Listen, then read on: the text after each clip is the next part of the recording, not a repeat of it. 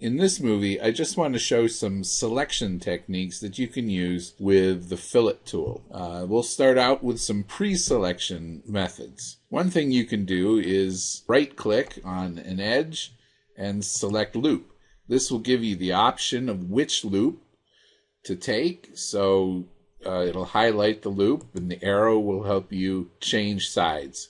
Every edge on the model is going to have two faces associated with it, so that allows you to flip the loop side. There's another selection technique called partial loop. To do that, you'd click on an initial edge, and then you'd go to another edge that's in a loop with the first edge, and you'd control right-click on that. I clicked just to the right, in this case, of the midpoint.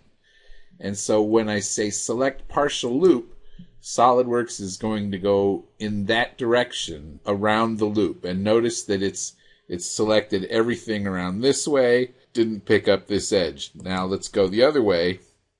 It doesn't matter where you select the first edge, but I'll select on this side, or control right click and select partial loop, and Solidworks picks up that much of the edge.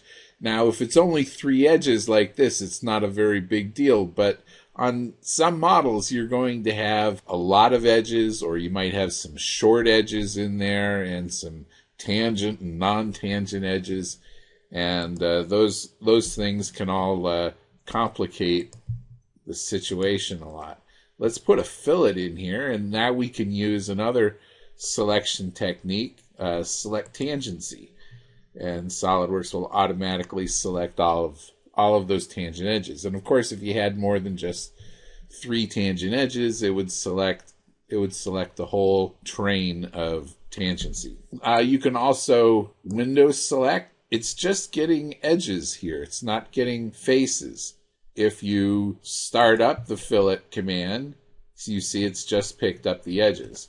We can clear the selection, box select. Everything that's completely inside the box will be selected. We could also have in our selection tools here gone to the lasso selection, and if you put our fillet command back, we'll just drag a lasso around all those edges, and SolidWorks picks those up.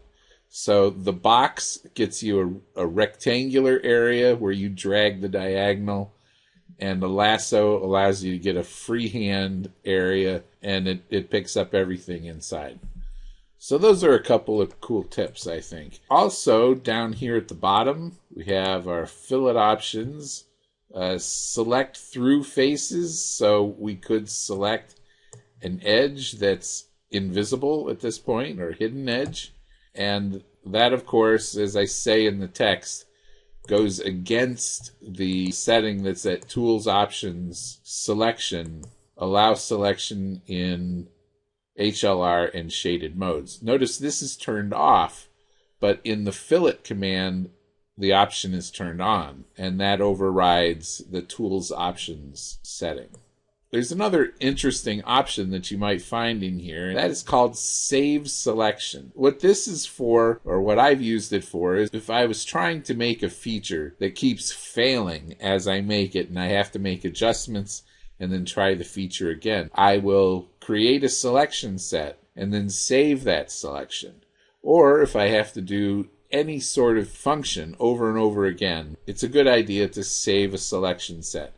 And so if I do that here, that selection set is saved in the feature manager, and I can clear the selection and come back here and see that this edge was the selection set. Now that selection set obviously could have included more than just one edge. Another part of selection that I want to mention is the selection filter, and that's F5 on the keyboard will bring this up for you. And there are various hotkeys already set up, such as E for edges, X for faces. You can set up some of your own. Just remember that if you accidentally hit a key on the keyboard, and you're not able to select things that you think you should be able to select, look at the cursor to make sure there's not a filter on it before you throw your keyboard through the monitor. Turn that off or hit X on the keyboard to turn off filter faces. And again, turn the toolbar on and off with F5. So that's just a few selection tips for working with fillets.